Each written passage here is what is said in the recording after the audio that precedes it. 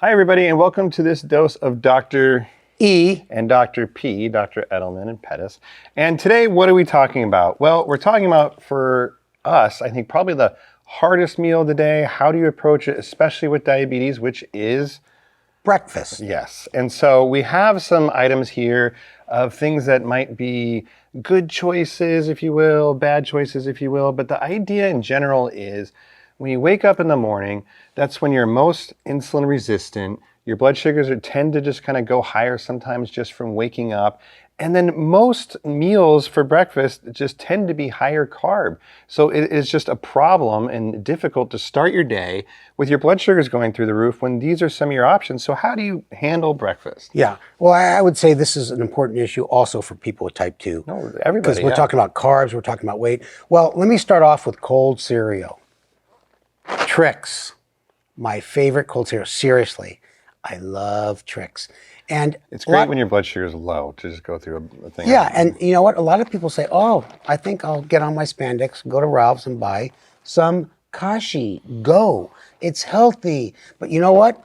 41 grams of carbs, 180 calories, 33 grams of carbs, 160 calories. Same portion size. So don't be fooled by the fact that Trix is not healthy for you. But the bottom line is cold cereal gets in your system like that. And you might as well just take a big Coke and drink it. Yeah. So and the message is not that Trix is necessarily good, but some of that's like health branding. You have to be really careful. That wasn't my message. Well, I think it kind of was. You're trying to It's not make that you feel bad for better you. about eating your Trix. Yeah. But you know, like people can get away with calling things healthy or even sometimes low carb without like really being held to standards.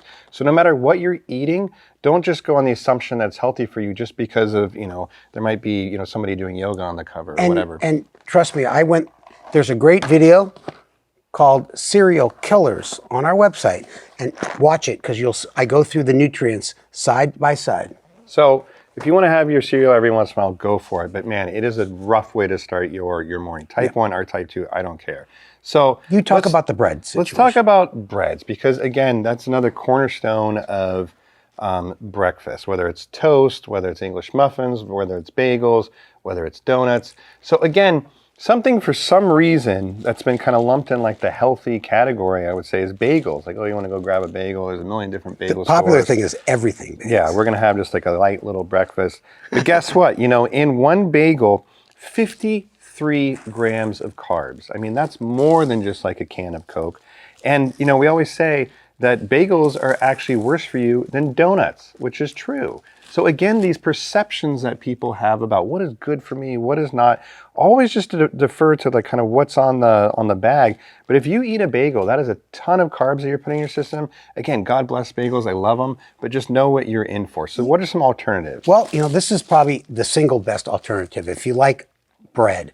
This is an English muffin, 150 calories, 26 grams of carbs. Everything is half the amount of a big bagel. And I would say we'll get to some of the other options, but you know, you put protein in there, whether it's egg beaters or some type of meat, it saves not only your calories, but also your blood sugar. And I know you love English muffins, but to me, like 23 grams of carbs is still a lot.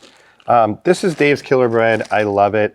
I think that the story is that they hired like ex-convicts to make the bread. It's got a good story to it. But this is thin sliced, and this is per slice only 60 calories to begin with, and then 12 grams of carbs. So this is much less calories and carbs per slice. So you can do your toast, you can do, you know, whatever you want to, like we have our avocado toast, which is an excellent kind of like low carb thing to put on it.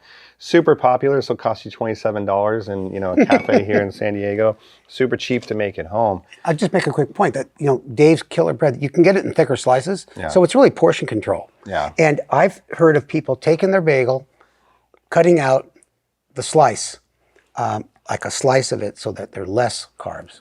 Cutting out a slice of like they make their bagel less fat. Okay. And they pull out the bread in the middle. If you're dying for a bagel. Now, here's something I want to make sure that we don't forget to say, is that guess what? You don't have to eat breakfast foods for breakfast at all. Like I think breakfast foods have a stranglehold on us that you have to eat bagels and cereal and these things in the morning. You can eat chicken and lettuce or whatever else you might like want to eat. Oh, lettuce, you might yeah. feel weird, a salad. But you know where I've really embraced this actually is on the alcohol side of things, because guess what? I don't like Bloody Marys and I don't like mimosas.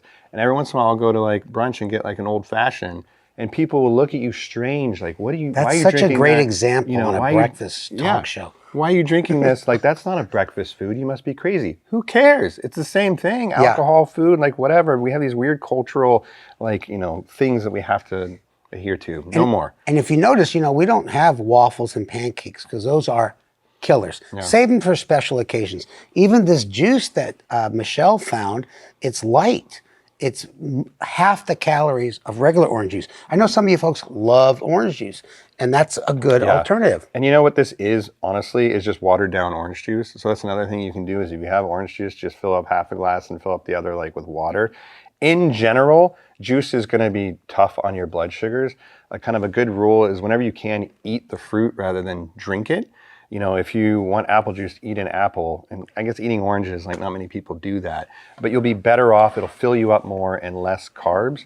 So as an example, we have, kind of a cup's worth of raspberries 15 here. grams only. 15 grams. So, and that'll probably take you some more time. You might enjoy it more than, drinking a glass of juice, which is going to be way more carbs. Yeah, and speaking about watering down orange juice, I want to talk about Mio, my favorite diet watering Steve drops. doesn't get money from this company, but he should. Yeah, you can get orange, and I'm thinking you could, when you add regular water to your orange juice, you can squirt in the orange one, so it's not like watered down. Yeah.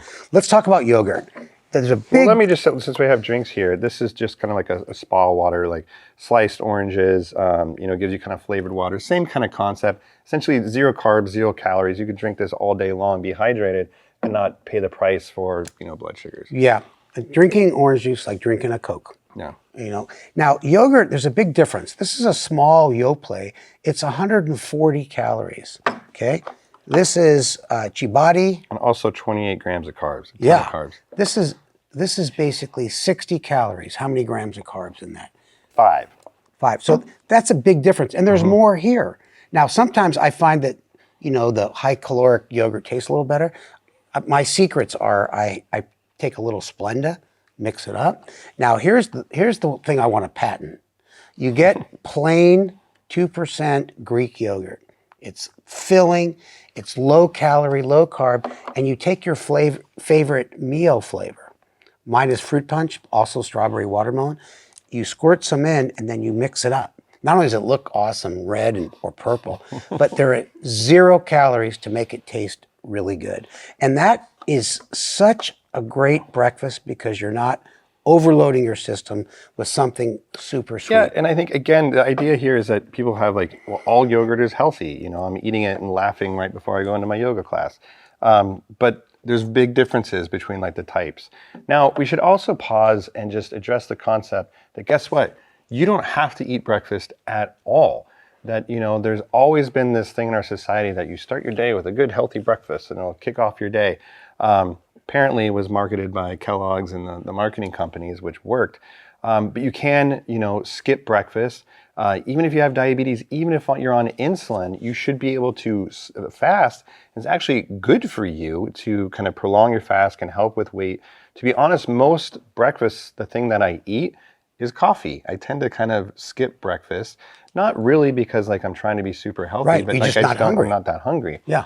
And on coffee, like you have to be careful there because black coffee, 0 calories, 0 carbs, you get a double mocha frappa, whatever, that's 500 calories, 50 grams of carbs. So even within coffee, you have to be sure like what you're drinking. Yeah, when you go to Starbucks, you can see all the things they sell and they tell you the calories, and like one piece of banana bread is like 460 calories. But one of those egg white bites, they're like 200. Yeah. And the other thing I should mention before we finish our breakfast show is I love egg beaters too. Now I love eggs, but you know what? You can do a lot of great stuff with egg beaters. It's real eggs. They just don't put the yolk in. And they make it yellow. I love chemicals. And so it looks yellow. It's not clear. And on our website, there's my famous Egg McEdelman sandwich, which I make this in the microwave, and the egg just gets whoosh, and you put it between a toasted English muffin. It's an awesome breakfast. And you can make, I also have that beta cell omelet that I made that's on our website as well. So I love breakfast. Well, yeah, I think, some breakfast friendly or diabetes friendly breakfasts are actually like eggs, bacon, sausage, these things that again, kind of society will be like, well, that's bad for you. That's high like cholesterol, whatever. Much better for your diabetes, much like lower carb than some of these things are deemed healthy. So don't fall prey to kind of like some of these society influences. 25 calories. I like for a serving. regular eggs and he likes the egg beaters. We always have this debate. Well, we have a debate because he says because he takes cholesterol meds, he can eat all the real eggs he wants. I don't get that. It's actually been proven that eggs don't raise your cholesterol, but we'll go back and forth. Okay, we'll go back and forth. Well, listen, look at food levels, look at calorie count, eat the foods you like, but just might as well pick ones that aren't going to wreck your blood sugar or cause you to gain weight. And if you don't feel like eating breakfast, do not eat breakfast. All right, you want to dig in now? Yeah. Okay. All right, well, thanks for watching. Let's cut it, Eric, so we can eat. All right, see you later.